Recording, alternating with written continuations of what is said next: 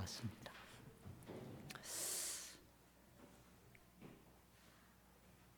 하나님의 말씀은 한 번만 더 클릭해 주세요. 여기 안 되네요. 하나님의 말씀은 창세기 3장 16절의 말씀입니다.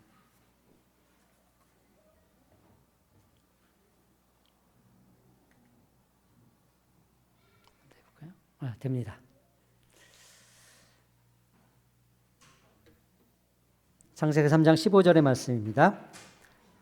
창세기 3장 15절 하나님의 말씀입니다. 다 같이 한 목소리로 읽도록 하겠습니다. 내가 너로 여자와 원수가 되게 하고 내 후손도 여자의 후손과 원수가 되게 하리니 여자의 후손은 내 머리를 상하게 할 것이요 너는 그의 발꿈치를 상하게 할 것이니라 하시고. 아멘. 이 과일 아십니까? 위에 거는 두리안, 아래 거는 패션 프루트입니다. 먹어보신 적 있으신가요? 전 두리안 살짝 맛본 적 있고요. 패션 프루트는 한 번 먹은 것 같아요. 신혼여행 갔다가 한 번 그리고 필리핀 단기 선교 갔다 한 번 또 먹었군요. 두리안은 그 동남아의 호텔에서도요, 두리안 반입 금지라고 써 있는 호텔이 종종 있습니다. 냄새가 생각보다 고약합니다. 그 변 냄새가 나가지고요. 이 냄새 때문에 먹지 못하는 사람들이 많아요. 입에 넣기까지도 냄새가 심하거든요. 그래가지고 이걸 먹어야 되나 싶은데 입에 들어가는 순간 달라진다고 합니다. 저도 그 냄새 때문에 한 번 겨우 좀 먹어보고 그다음에 안 먹었던 기억이 있는데요. 이게 패션 프루트는요, 비주얼 때문에 그렇습니다. 지금 보이는 저 화면의 비주얼은 좀 괜찮은데요. 좀 더 확실히 배를 가르면요, 이게 씨앗이 개구리 눈깔 같아요. 이게 가득 찬 게요, 이 개구리 눈깔을 내가 먹어야 되나 싶은 그런 비주얼이에요. 그래서요, 생각보다 먹기 쉽지 않은 과일 중에 하나입니다. 근데 저 씨앗이 맛이에요. 저도 그렇게 상큼한 맛이 저 씨앗에 숨어 있을지 몰랐어요. 딱 씹는 순간이요, 세상에 이런 맛이 이 씨가 있을까 텁텁할 것 같은데 그렇지 않아요. 놀라운 맛이 저 씨에 있습니다. 딱 씹으면요, 이전에 먹었던 모든 과일을 다 잊게 돼요. 저는 그랬어요. 그래서 제가 제일 좋아하는 과일 중에 하나가 패션 프루트인데요. 잘 먹지 못합니다. 한국에서는 없는 것 같아요. 그리고 그 더운 지방에 가야지 먹을 수 있는 과일입니다. 그런데 이 비주얼이 상당히 먹기 꺼려하는 비주얼입니다. 필리핀 단기 선교 가서요, 한 청년에게 제가 권했거든요. 먹어봐라, 정말 맛있다는데 결국 그 비주얼 때문에 그 청년 못 먹었습니다. 선교 돌아오는 순간까지 못 먹었어요. 너무 징그럽게 생겼거든요. 그래서 저는 선악을 알게 하는 나무의 열매가 저 두리안처럼 고약한 냄새가 난다든지 패션 프루트처럼 이 비주얼이 끔찍했다면 이 사람들이 안 먹었을 수도 있겠다라는 생각을 해봤습니다. 이미 근처 가면서부터 이게 무슨 냄새지? 했으면 안 먹었을까? 먹으려고 땄는데 내용이 이랬으면 그러면 쉽게 먹지 못하지 않았을까라는 생각도 해봤습니다. 하지만 하나님께서요, 만드신 그 열매는요, 그렇지 않았어요. 여자가 그 나무를 본즉 먹음직도 하고 보암직도 하고 지혜롭게 할 만큼 탐스럽다라는 것이 성경의 증언이죠. 좋게 만드셨어요. 보기도 좋았고 맛있어 보였어요. 게다가 뱀의 꼬임대로 무언가 있어 보였다라는 뜻이지요. 왜 그렇게 만들었을까? 좀 더 사람들이 접근하지 못하게 만들었으면 좋았을 텐데 왜 하나님께서는 그렇게 만들었을까? 두리안만 같았어도, 패션 프루트만 같았어도 우리가 이 고생하며 살지 않았을 텐데 라는 생각을 좀 해봅니다. 선악을 알게 하는 나무의 실과, 그거 하나 먹은 게 얼마나 크길래 하나님께서는 그토록 화를 내셨으며 그렇게 심한 저주를 하셨을까? 그런데 성경을 보면요, 놀랍게도 이 두 사람이 추구했던 것은요, 나쁜 게 아니었어요. 지식이었고 선이었음을 우리는 알게 됩니다. 뱀이 꼬실 때 이렇게 얘기했죠. 너희가 그것을 먹는 날에는 너희 눈이 밝아져 하나님같이 되어 선악을 알 줄 하나님이 아신다. 눈이 밝아진다라는 것은요, 시력이 좋아진다는 뜻이 아니죠. 이것은 새로운 지식이 생긴다라는 지식에 관한 측면의 얘기고요. 선악을 알게 된다라는 것은 이것 또한 그 지식에서 선을 추구하게 된다는 뜻이죠.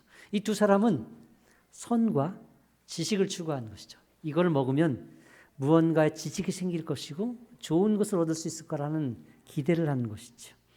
그러니까 사람들은 그 선악과를 먹을 때의 사람들의 마음 속에는 지식과 선을 추구하는 마음이 있었다는 뜻이에요. 그리고 그 추구와 같게도 참 놀랍게도요, 이 사람들은요, 먹고 난 다음에 특별한 지식이 생겼어요. 하나님이 이렇게 말씀하세요. 이 사람을 쫓아내기 전에요. 여호와 하나님이 이르시되 보라, 이 사람이 선악을 아는 일에 우리 중 하나와 같이 되었다라고 얘기하죠. 하나님, 세 분의 하나님께서요, 뭐라고 얘기했어요? 이 사람들이 선악을 아는 일에 우리 중 하나와 같이 되었다라고 얘기해요. 그러니까 선악을 알게 되었다. 뭔가 특별한 지식을 얻게 되었다는, 그 전에 없던 지식이 생겼다라는 것을 의미하죠. 인간은 그 지식을 추구했고 그 선을 추구한 것이죠. 그리고 인간은 그 지식과 선의 추구로 인해서 그것을 먹은 건죠. 어떻게 보면 이것은 그렇게 나쁜 것 아닌 거 아니야? 라는 생각을 하죠. 지식이고 선인데 그것이 왜 문제가 되는지 모르겠다. 왜 하나님은 그토록 화를 내시고 저주하는지 모르겠다라는 질문을 할 수 있습니다. 선악과는요, 근본적으로 은혜의 장치였죠. 인간들로 하여금 세상의 모든 만물을 다스리고 그리고 정복하고 충만하라고. 그래서 관리자로 세우셨어요. 그런데 하나님이 빠진 상태에서 사람들이 이 모든 생물들과 모든 만물들을 다스리다 보면 자기들이 이 땅의 주인이고 왕인 줄 착각할 수 있어요. 그래서 그 착각에서 건지시고자, 그러니까 하나님같이 되지 말라고 선악과를 주신 거죠. 아무리 세상을 다스려도요, 선악과 앞에 서게 되면 나는 이 땅의 주인이 아니고 이 땅을 지배하는 자가 아니고 내게도 명령하신 분이 계시고 그 명령을 따라야지라는 생각을 하게 된다는 뜻이죠. 그런데요, 하나님같이 되지 말라고 주신 그 선악과로 사람들은 하나님같이 되려고 먹지요. 그리고 하나님과 멀어집니다. 선악과를 먹은 후에는요, 인간에겐 그동안 없었던 감정, 새로운 지식들이 생겨났어요. 부끄러움이라는 것과 두려움이라는 것이 그 중에 하나입니다. 처음 창조되었을 때 이 사람들에겐 부끄러움이 없었어요. 하지만 선악의 열매를 먹은 후에 부끄러움을 알게 되었죠. 그래서 그 사람들은 나무 뒤에 숨었습니다. 하나님이 아담을 찾아왔을 때 아담은 이렇게 얘기했죠. 이르되 내가 동산에서 하나님의 소리를 듣고 내가 벗었으므로 두려워하여 숨었습니다. 두려움이란 감정도 생겨났던 거죠. 그것은요, 그들이 받은 형벌이라고도 할 수 있습니다. 하나님이 저주하시기도 전에 이미 부정적인 감정들이 그들 속에 생긴 거죠. 더 나아가서 이 사람들은 서로가 서로에게 책임을 전가하기 시작해요. 잘못했습니다. 용서해 주세요.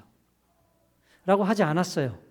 누구 때문에 이 일이 벌어졌습니다라고 자꾸 전가하기 바빴죠. 아담은 하와에게, 하와는 뱀에게.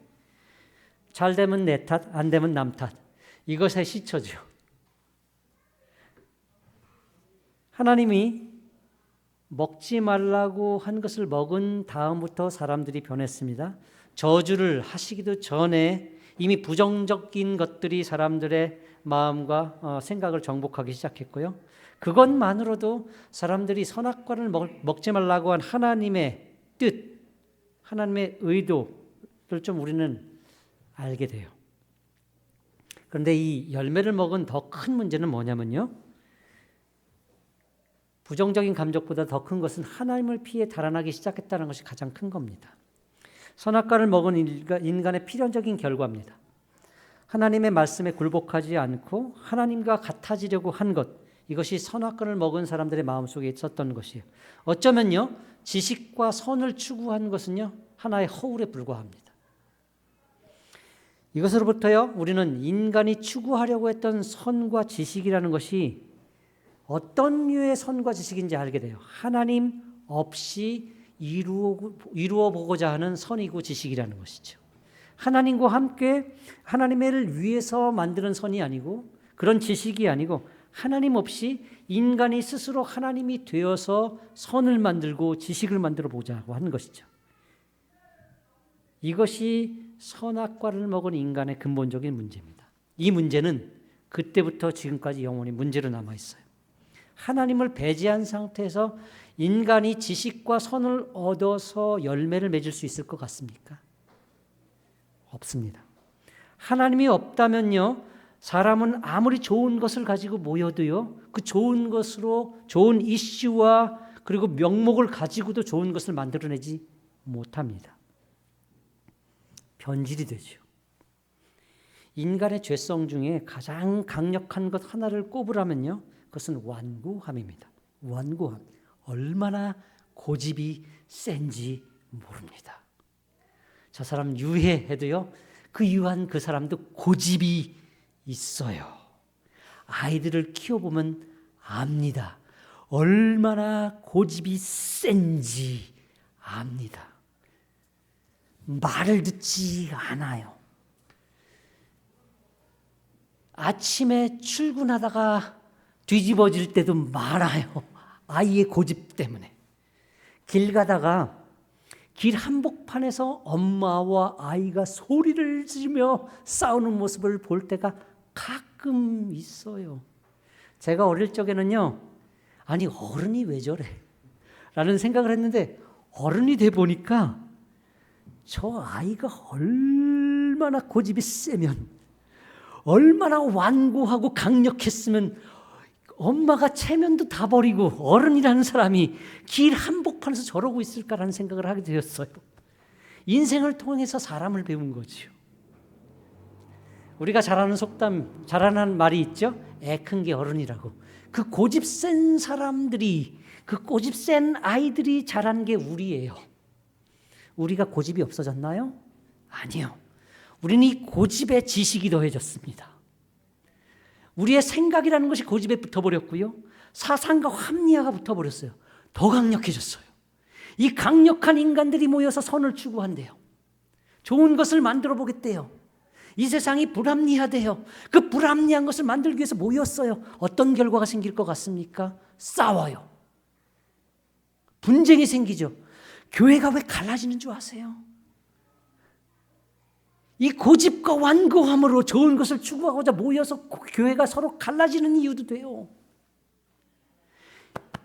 사람이라는 것은요, 하나님이 빠져버리면은 좋은 것을 만들어내지 못합니다.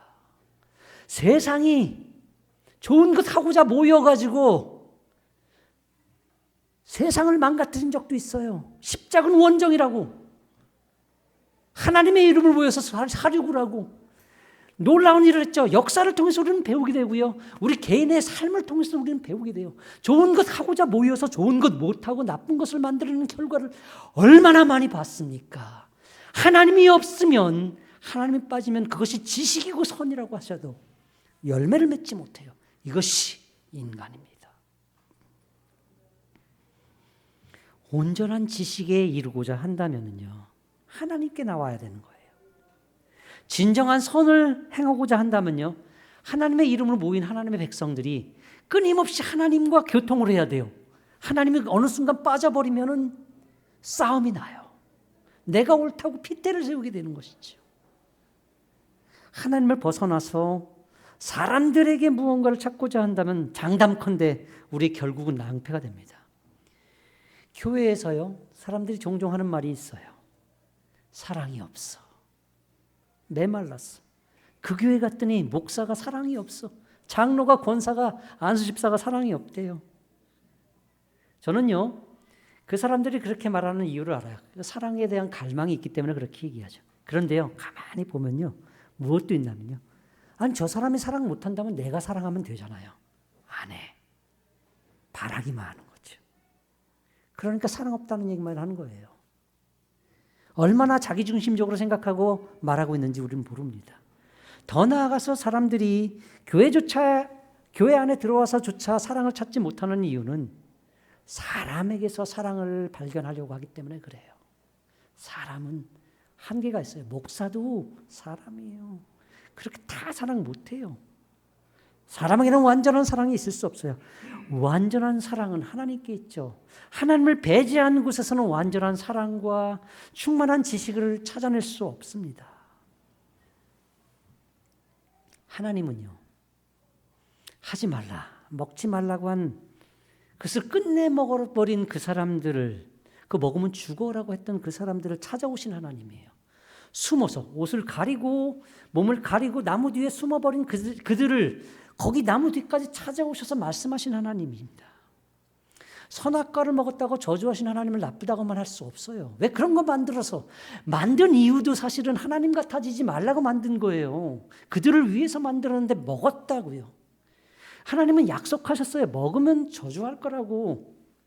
하나님은 약속을 지키신 거예요. 약속을 지킨 하나님이 나쁩니까? 약속을 어긴 사람이 나쁩니까? 근데 왜 하나님을 탓하죠? 왜 만들었어요? 그거 만들어서 먹기 위해서. 하나님을 탓할 문제가 아니라는 것이지요. 그럼에도 불구하고 놀라운 사실은요. 먹은 그 사람을 찾아오는 하나님이 놀라운 거예요. 찾아오셔서 그들을 저주하시면서도 저주 가운데 복을 심어주시는 하나님이 놀라운 거라고요. 여자에게 뭘 저주했습니까? 아이를 낳는 고통. 사실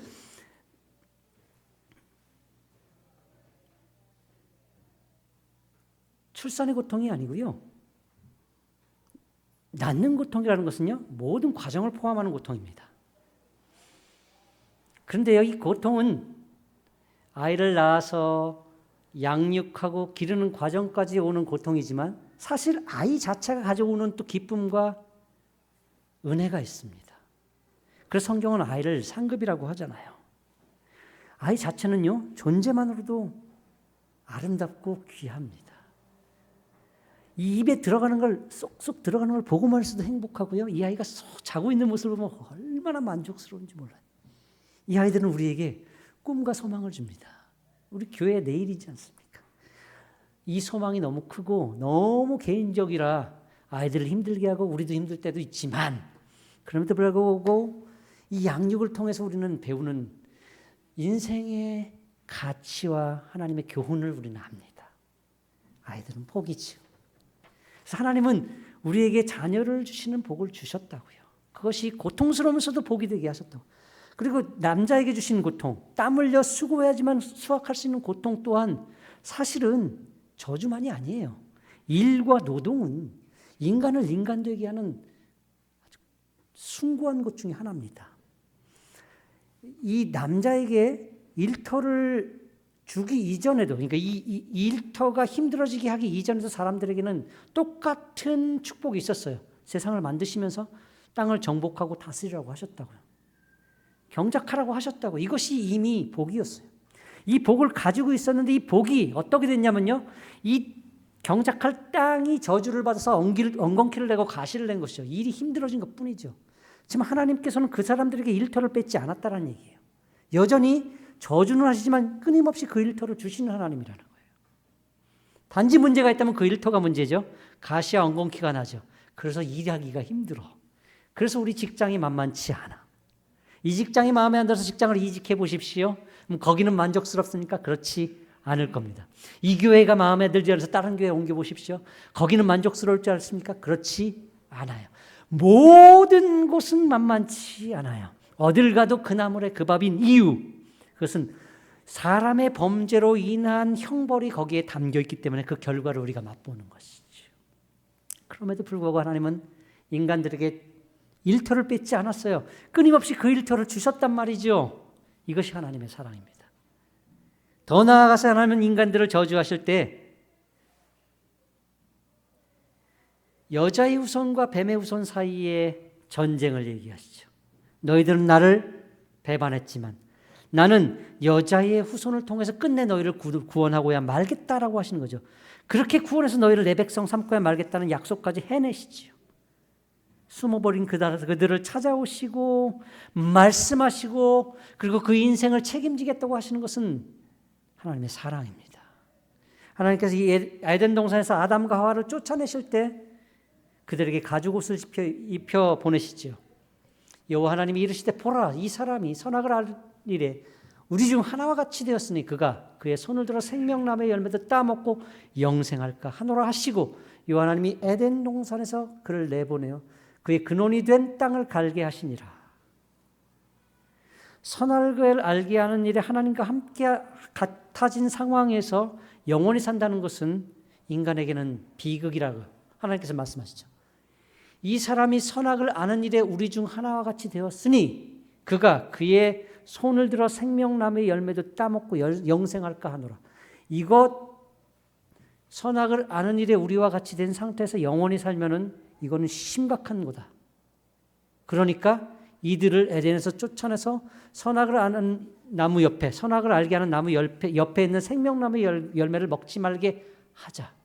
이것을 먹고 영원히 산다면 이들은 심각한 위기 가운데 들어간다라고 하는 거죠. 영원한 죄인이 되어서 하나님과 영원히 떨어진 상태로 가는 것은 하나님께서는 원치 않으신 거예요. 그래서 하나님께서는 생명나무로 가는 길을 막으시는 것이죠.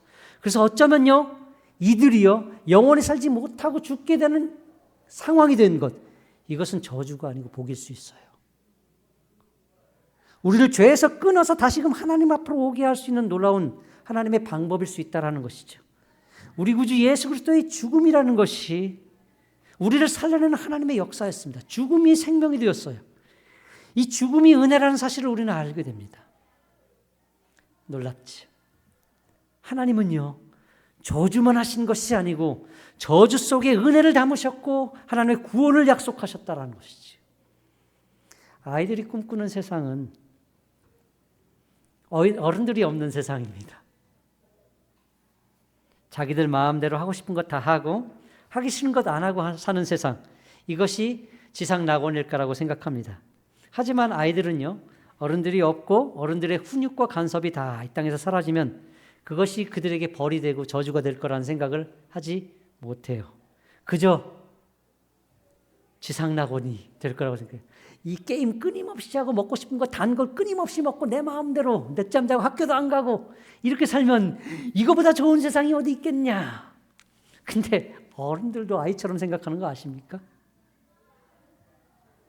우리의 어른 대신 하나님 아버지가 안 계시면, 그분이 우리를 간섭하지 않고 우리를 내버려 둔다면 이 땅은 지상 낙원이 될 거라고 생각하세요? 그렇지 않지요. 이 땅이 그나마 의가 있고 정의가 있고 그리고 살만한 세상이 되는 이유는 하나님께서 이 땅에게 일반 은총을 주시죠. 우리 마음속에 의로움을 심어주셔서 전 안 되지라는 마음을 주셨기 때문에 이 땅이 유지가 되는 거라고요. 하나님을 아버지로 모시고 그분과 함께 그분의 인도함을 받는 것이 복이에요. 하나님이 우리를 찾아오시는 것이 복이라는 것이죠. 그분이 우리를 포기하지 않는다는 그 사실이 인간에겐 복인 것이죠. 하나님은요, 선악을 알게 하는 나무의 열매를 먹은 죄인들을 끊임없이 찾아오셨어요.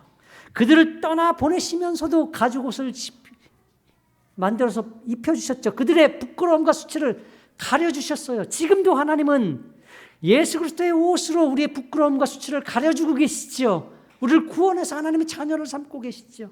우리가 범죄하고 우리가 하나님을 떠날 때조차도 하나님 우리를 떠나지 않고 끊임없이 찾아오시며 말씀하시며 인도하고 계시죠. 이것이 우리에게 영광이고 복이 있는 것이에요. 하나님이 우리를 떠나지 않고 찾아온다는 것, 우리를 간섭하신다는 것, 우리가 하나님의 손아귀에 잡혀있다는 것이 우리의 끊임없는 영광인 것이죠. 우리의 복인 것이죠. 이것이 우리의 감사의 조건입니다. 이것이 우리 예배의 조건입니다. 하나님이 우리에게 열매를 주신 것, 가장 큰 열매가 있다면 하나님은 우리에게 아들을 주시고 영생을 주시고 그리고 우리 삶에 우리도 알게 모르게 끊임없는 열매를 맺게 하시는 그 하나님의 놀라우심, 찾아오고 또 찾아오심, 이것이 우리의 가장 큰 열매고 수확인 것이죠. 이 감사함이 넘쳐나는 감사절의 예배가 되었으면 좋겠습니다. 함께 찬양하겠습니다. 감사해